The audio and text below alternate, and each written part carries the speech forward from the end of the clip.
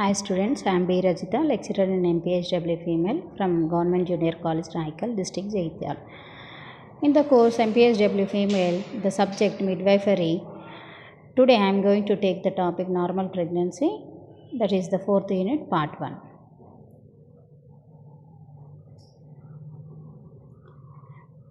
The learning objectives of the lesson: signs and symptoms of pregnancy, physiological changes during pregnancy, minor elements during pregnancy. Learning objectives అనగా ఈ పాఠ్యాంశంలో మనం చదువుకునే అంశాలు ఏమి అనగా science and symptoms of pregnancy, గర్భధారణ యొక్క గుర్తులు, లక్షణాలు. ఫిజియలాజికల్ చేంజెస్ డ్యూరింగ్ ప్రెగ్నెన్సీ, గర్భధారణ వలన శరీరంలో కలిగే మార్పులు. మైనర్ ఎలిమెంట్స్ డ్యూరింగ్ ప్రెగ్నెన్సీ, గర్భధారణ కాలంలో సంభవించే చిన్న చిన్న అస్వస్థతల గురించి ఈ పాఠ్యాంశంలో చదువుకోవడం జరుగుతుంది. So first will see the definition of the normal pregnancy. When a healthy married who has been menstruating regularly misses a period, she suspected pregnancy, and in 98% of cases she is correct. Definition, నిర్వచనం అనగా సాధారణ గర్భధారణ యొక్క నిర్వచనం ఏమిటి అనంటే, ఒక ఆరోగ్యకరమైన స్త్రీ ఎప్పుడైతే సక్రమంగా జరిగే బహిష్టు ఆగిపోవడం అనేది జరుగుతుందో అప్పుడు తాను గర్భవతి అయినట్లుగా మనం చెప్పవచ్చు. ఇది 98% స్త్రీలలో ఇదే విధంగా జరగడం అనేది చూస్తాము. Next will see the signs and symptoms of pregnancy. These are all 3 signs and symptoms. First one is presumptive signs and symptoms, second one is probable signs, third one is positive signs. Signs and symptoms అనగా గర్భధారణకు సంబంధించిన గుర్తులు, లక్షణాలు అనేటివి 3 రకాలుగా ఉన్నవి. ఒకటి presumptive signs and symptoms అనగా ఊహించు గుర్తులు, ప్రాబబుల్ సైన్స్ బహుశా కాదగిన గుర్తులు, పాజిటివ్ సైన్స్ నిశ్చయమైన గుర్తులు. First will see about the presumptive signs and symptoms. In this we see amenorrhea. First one is the amenorrhea. Amenorrhea in the sense absence of menstruation. Sudden cessation of menstruation is the most significant sign. Very slight bleeding may take place during implantation of the ovum, which might be mistaken for menstruation.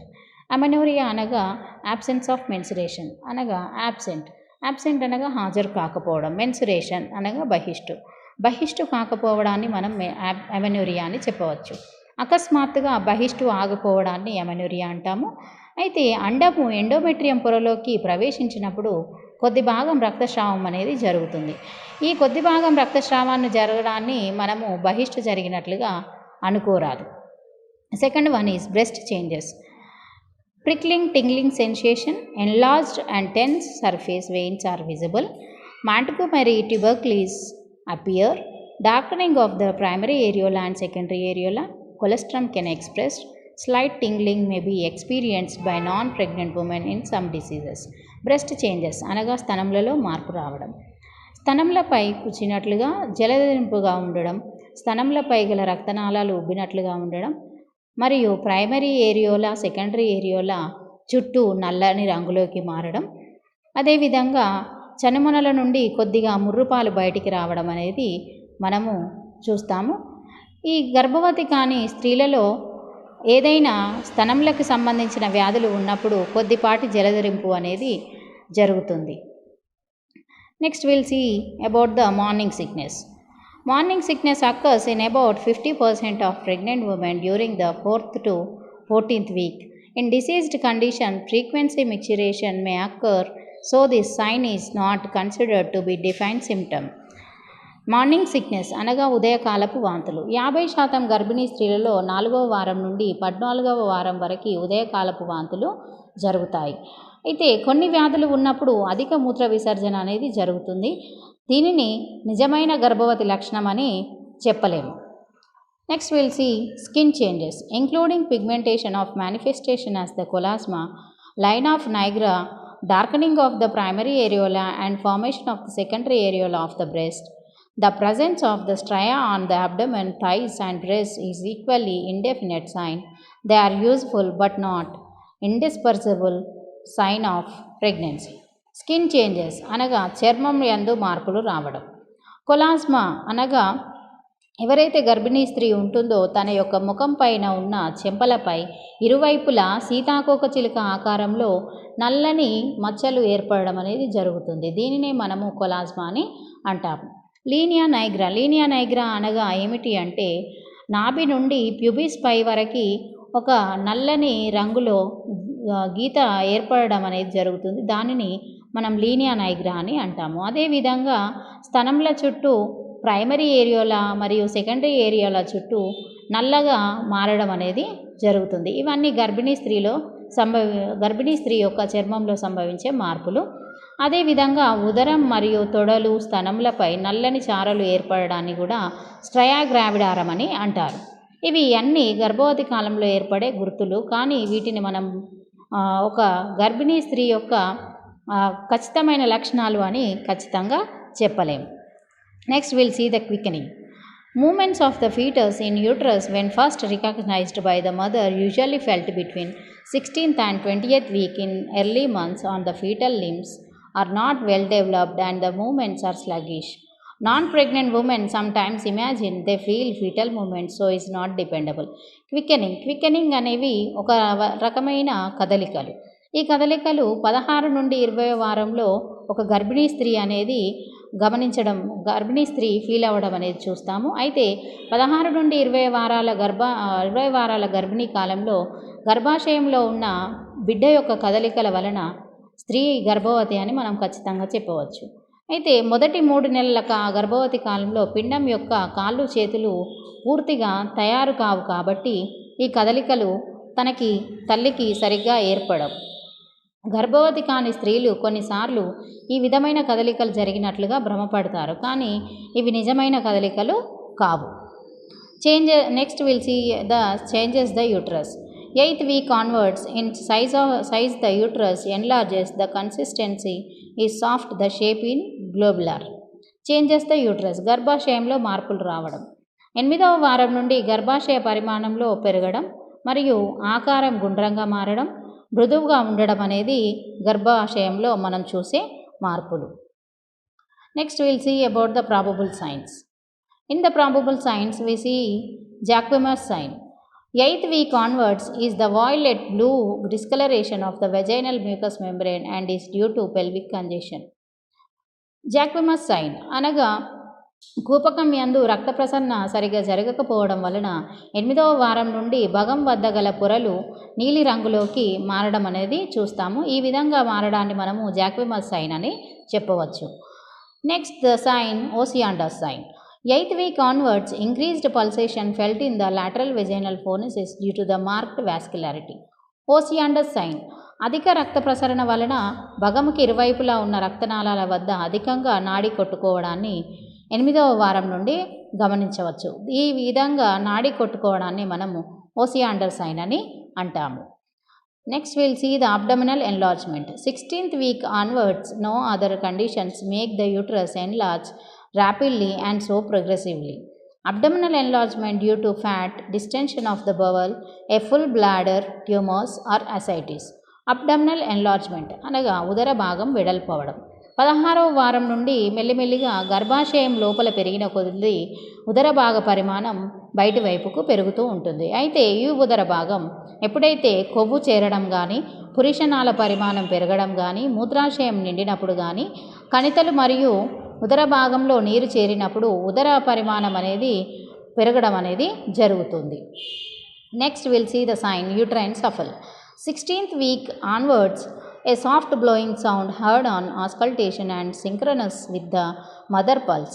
The uterine shuffle is also heard when fibroid tumors are present and during puerperium. Uterine shuffle. 16వ వారం నుండి మృదువైన blowing ధ్వని వినబడుతుంది. ఈ ధ్వని తల్లి యొక్క నాడికి సమంగా ఉంటుంది. ఈ ధ్వని ఫైబ్రాయిడ్ కణితలు ఉన్నప్పుడు మరియు బాలింత కాలంలో కూడా వినబడడం అనేది జరుగుతుంది. Next the sign internal ballottement. 16th to 18th week is most useful. In case of obesity during midterm is performed with patient in the semi-recumbent position. 2 fingers are inserted into the vagina and the uterus is given sharp tap just above the cervix, which causes the fetus to float upwards in the amniotic fluid. The left hand, which is placed abdominally on the fundus uterus, deflects the gentle impact of the fetus. Internal ballottement అనగా 16 నుండి 18 వారాల గర్భవతి కాలం యందు ఇది చాలా ఉపయోగకరం. అయితే ఎవరైతే లావుగా ఉన్న గర్భిణీ స్త్రీలలో సెమీ పునరావృత స్థానంలో గర్భిణీ స్త్రీని ఉంచి భగం నుండి కుడి చేతి 2 వేలు లోపలికి పంపించినప్పుడు, అదేవిధంగా ఎడమ చేతి ద్వారా సర్విక్స్ వద్ద కొద్దిగా తట్టినట్లు చేస్తే గర్భాశయంలో ఉన్న పిండము కొద్ది భాగం పైకి రావడం అనేది జరుగుతుంది. ఈ తిరిగి అదే ఎడమ చేతితో మనము కొద్దిగా నొక్కినప్పుడు పిండం తన యథాస్థానానికి వెళ్ళడం అనేది జరుగుతుంది. ఈ విధంగా వెళ్ళినప్పుడు పిండం యొక్క అవయవాలు లోపల ఉన్న భగం లోపల ఉన్న కుడి చేతి వేళ్లకు తగలడం అనేది జరుగుతుంది. ఈ విధంగా జరగడాన్ని మనం ఇంటర్నల్ బెలాట్మెంట్ అని అంటాము. These are all the probable signs we see in the normal pregnancy. Third one, positive signs. The positive signs are hearing the fetal heart sound. It is the most convincing sign of pregnancy and can with acute hearing be detected as early as the 20th week. Hearing the fetal heart sound అనగా పిండం యొక్క గుండె శబ్దాన్ని వినడం. ఇది చాలా అనువైన గుర్తుగా చెప్పవచ్చు. దీని అందు బిడ్డ యొక్క బిడ్డ ఎప్పుడైతే 20వ వారం దశకు చేరుతుందో అప్పుడు మనం బిడ్డ యొక్క గుండె శబ్దాన్ని వినడానికి అనువుగా ఉంటుంది. దీనివల్ల మనము ఒక స్త్రీ గర్భవతి అయిందని ఖచ్చితంగా చెప్పవచ్చు. Next will see the fetal movements felt by the examination about 22nd week should not be confused with movements which it's felt by the mother. Fetal movements పిండం యొక్క కదలికలు. 22వ వారం నుండి పిండం యొక్క కదలికలు కడుపు పరీక్ష చేసిన వారికి మనం తాకి తెలుసుకోవచ్చు. Ultrasonic evidence. It is available as early as 6 weeks of amenorrhea. The gestation sac is being on the oscilloscope screen or recorded by a Polaroid camera as on ultrasonogram. Ultrasonic evidence. దీనిని ultrasonic evidence చేయడం ద్వారా మనము 6వ వారంలో ఎప్పుడైతే ఒక గర్భిణీ స్త్రీకి బహిష్టు కాదో అప్పుడు అల్ట్రాసోనోగ్రఫీ అనేది చేయొచ్చు. అది చేయడం ద్వారా అల్ట్రాసోనోగ్రఫీ చేయడం ద్వారా ఆసిలోస్కోప్ స్క్రీన్ పైన గర్భధారణకు సంబంధించిన పొర అనేది మనము చూడవచ్చు. ఈ గర్భధారణకు సంబంధించిన పొరను పోలరాయిడ్ కెమెరా ద్వారా రికార్డ్ చేయడం అనేది జరుగుతుంది. ఇదంతా కూడా అల్ట్రాసోనోగ్రామ్ ద్వారా చేయడం అనేది జరుగుతుంది. Next will see the sign radiological evidence. Demonstration of the fetal skeleton can be made at the 16th week of pregnancy, but as other diagnostic methods are available, X-rays are not used of these early stages because of the radium hazards. Radiological evidence. ఇది చేయడం ద్వారా మనకు పిండం యొక్క అస్థిపంజరం అనేది 16వ వారంలో చూడవచ్చు. అదేవిధంగా ఎక్స్రే వంటి ఇతర వ్యాధి నిర్ధారణ పరీక్షలు చేయడం మనము మొదటి గర్భవతి కాలంలో చేయడానికి అనువుగా ఉండవు. These are all the positive signs of the normal pregnancy. Next will see the topic physiological changes during pregnancy. అనగా గర్భధారణ వలన శరీరంలో కలిగే మార్పులు. All changes in mother's body during pregnancy are due to the effects of the specific hormones. Physiological changes in the reproductive system are the body of uterus. After conception, the uterus develops to provide a nutritive and protective environment in which the fetus will develop and grow. The weight from 60 grams to 60 grams. Second one is long 7.5 centimeters to 30 centimeters, width 5 centimeters to 23 centimeters, and thickness 2.5 centimeters to 20 centimeters. The blood supply to the uterus must increase to keep pace with its growth and also meet the needs of the functioning placenta. The cervix becomes softer. Cervical glands secrete a tenacious mucus which forms a plug, the operculum that effectively occludes the cervical canal and provides a barrier against infection. Physiological changes during pregnancy అనగా గర్భధారణ వలన శరీరంలో కలిగే మార్పులు. ఎప్పుడైతే ఒక స్త్రీ గర్భవతిగా ఉంటుందో తన లోపల జరిగే కొన్ని హార్మోన్ల ప్రభావం వలన తన శరీరంలో కొన్ని మార్పులు అనేటివి సంభవిస్తాయి గర్భవతి కాలం యందు. అవి ఏమి అనగా, ఒకటి బాడీ ఆఫ్ ది యూట్రస్ అనగా గర్భాశయం యొక్క శరీరంలో మార్పులు కలగడం. After conception the uterus develops to provide a nutritive and protective environment in which the fetus will develop and grow. అనగా ఎప్పుడైతే గర్భాశయంలో పిండము ఎదుగుతూ ఉంటుందో పిండం యొక్క ఎదుగుదల కోసం పెరుగుదల కోసం గర్భాశయము పోషకాహారాన్ని మరియు రక్షణకరమైన వాతావరణాన్ని అందిస్తుంది. ఈ విధమైన మార్పు గర్భాశయంలో మనం చూడవచ్చు. ఈ గర్భాశయానికి సంబంధించిన మార్పులు ఏం జరుగుతాయంటే బరువుకు సంబంధించి బరువు 60 గ్రాముల నుండి 960 గ్రాముల బరువుకి గర్భాశయం పెరుగుతుంది గర్భిణీ కాలంలో. అదేవిధంగా పొడవు 7.5 సెంటీమీటర్ల నుండి 30 సెంటీమీటర్లు పెరుగుతుంది. వెడల్పు 5 సెంటీమీటర్ల నుండి 23 సెంటీమీటర్లు పెరుగుతుంది. మందము 2.5 సెంటీమీటర్ల నుండి 20 సెంటీమీటర్ల వరకు పెరగడం అనేది చూస్తాము. అదేవిధంగా రక్త సరఫరా చూసినట్లయితే రక్త సరఫరా అనేది అధికంగా జరగడంతో పాటు ఈ రక్త సరఫరా అధికంగా జరగడం వలన బిడ్డ లోపల పెరగడానికి మరియు బావి యొక్క విధులు సరిగ్గా నిర్వర్తించడానికి ఈ రక్త సరఫరా అనేది గర్భాశయంలో అధికంగా జరుగుతుంది. అదేవిధంగా సర్విక్స్ అనేది చాలా మృదువుగా మారుతుంది. సర్వైకల్ గ్రంథులు స్రవించే ఒక చిక్కటి ద్రవము, దీనిని మనము ఒపర్కులం అని అంటాము. ఇది ఒక మ్యూకస్ ప్లగ్ అనగా ఒక చిక్కటి ద్రవం వలె ఉంటుంది. ఇది ఒక బిరడా వలె పనిచేస్తుంది. ఇది బయటి నుంచి వచ్చే ఏ విధమైన బ్యాక్టీరియాలను వైరస్లని గర్భాశయం లోపలికి ప్రవేశించకుండా అంటు రాకుండా ఈ సర్విక్స్ అనేది కాపాడడం జరుగుతుంది. Next will see the vagina.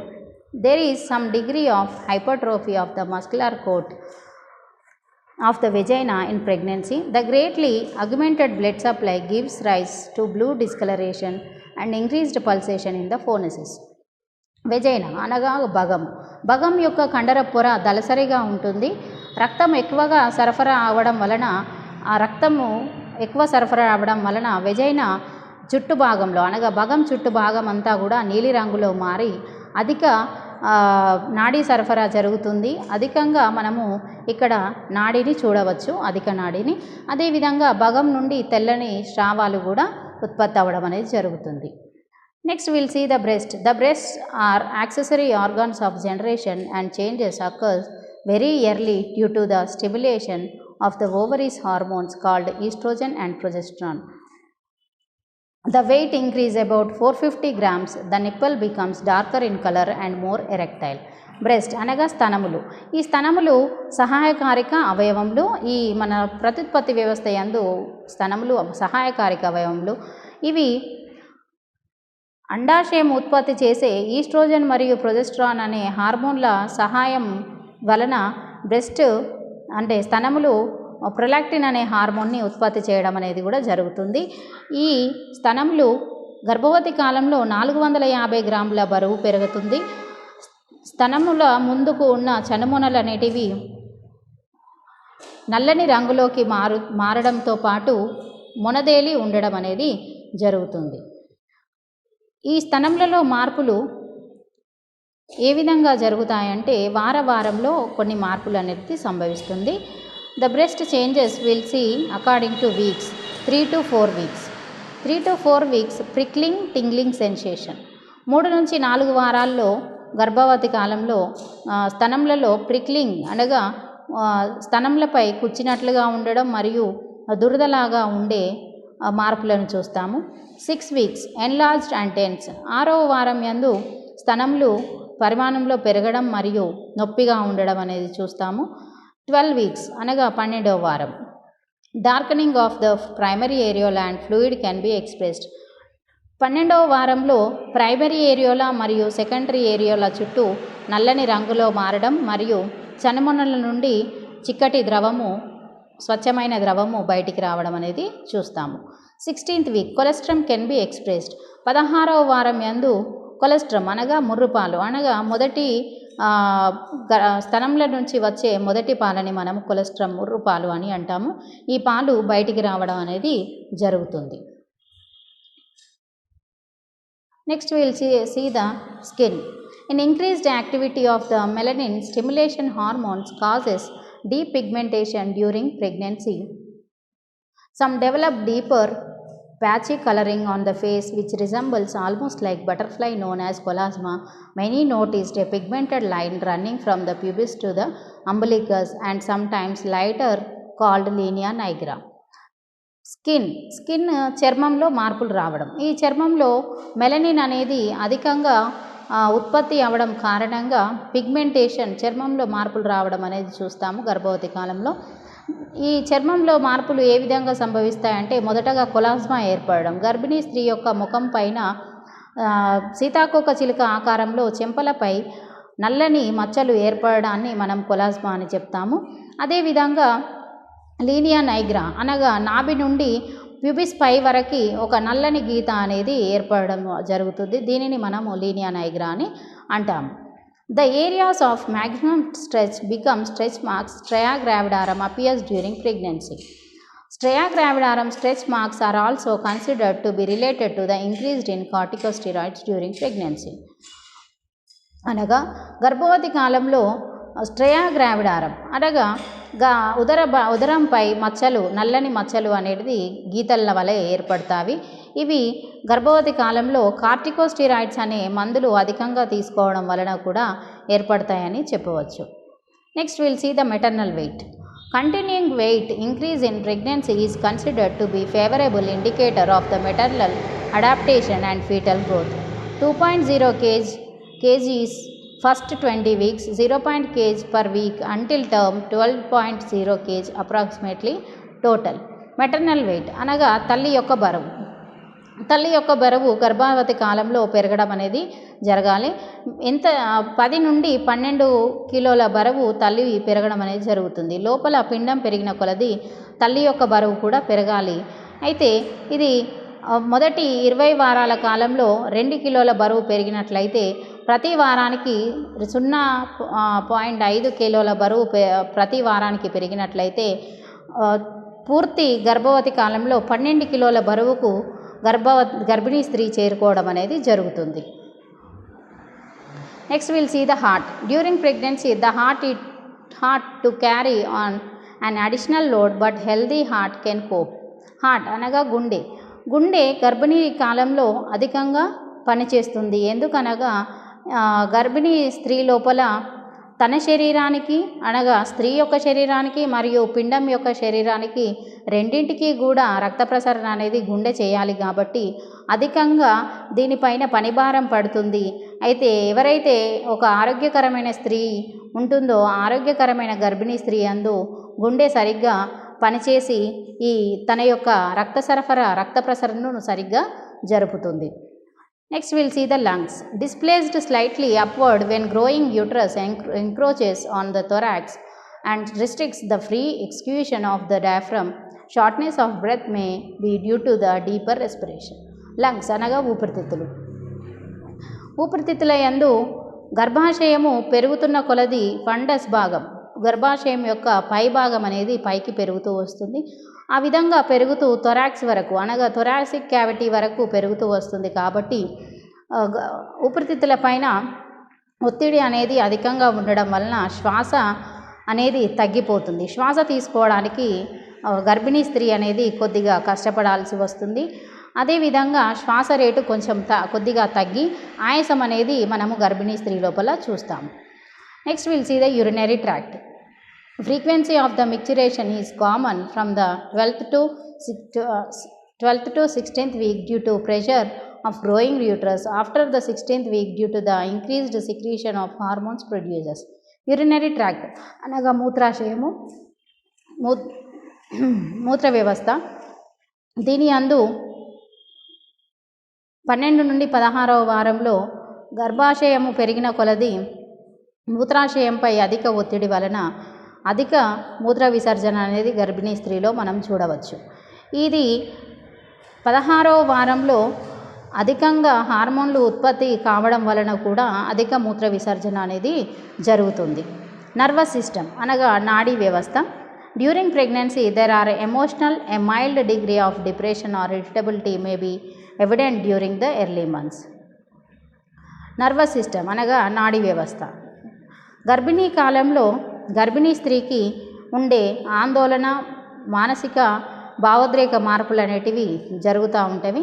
మొదటి వారాలలో కొద్దిగా మనసు కుంగిపోయినట్లుగా ఉండడం, చికాకుగా ఉండడం, కోపంగా ఉండడం అనేది మనము గర్భిణీ స్త్రీ లోపల నాడీ మండలానికి సంబంధించిన మార్పులుగా చూడవచ్చు. Next will see the oedema. Oedema అనగా వాపు. Physiological edema occurring in pregnant women have slight ankle edema during last 12th week of the pregnancy which disappears with rest. Edema, physiological edema. Oedema అనగా వాపు, physiological oedema అనగా దేహ సంబంధమైన వాపు. చాలామంది గర్భవతులకు ఆఖరు 12 వారాలలో చీలమండలం వద్ద వాపు అనేది వస్తుంది. ఇది ఒకవేళ స్త్రీ గనక విశ్రాంతి తీసుకున్నట్లయితే తగ్గిపోవడం అనేది జరుగుతుంది.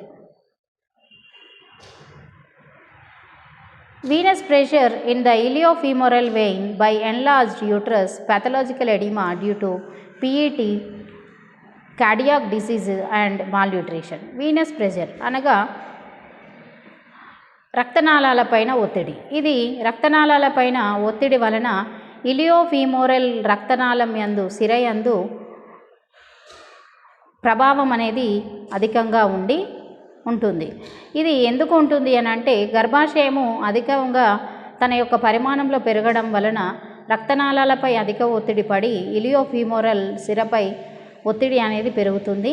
దాని వలన రోగ సంబంధమైన వాపు రావడం అనేది జరుగుతుంది. ఈ రోగ సంబంధమైన వాపు ఎప్పుడెప్పుడు వస్తుంది అని అంటే పిఈటి, ప్రీ ఎక్లాంప్టిక్ టాక్సిమియా ఉన్నప్పుడు, ఇంకా కార్డియాక్ డిసీజ్, గుండె సంబంధమైన వ్యాధులు ఉన్నప్పుడు, మాల్న్యూట్రిషన్, పోషకాహార లోపాలు ఉన్నప్పుడు ఈ రోగ సంబంధమైన వాపు అనేది గర్భిణీ స్త్రీలో మనం చూడవచ్చు. ఇవన్నీ కూడా దేహ సంబంధమైన మార్పులు అని చెప్పవచ్చు, శరీరంలో కలిగే మార్పులు గర్భధారణ సమయంలో. So till now we discussed about the signs and symptoms of the pregnancy. In that signs and symptoms we studied presumptive signs, probable signs, positive signs. So that are all the signs and symptoms. Next we studied about the physiological changes during pregnancy. These are all the 2 topics we studied till now in the normal pregnancy chapter part 1. So remaining part 2, the minor elements of the pregnancy we can see in the part 2. Thank you.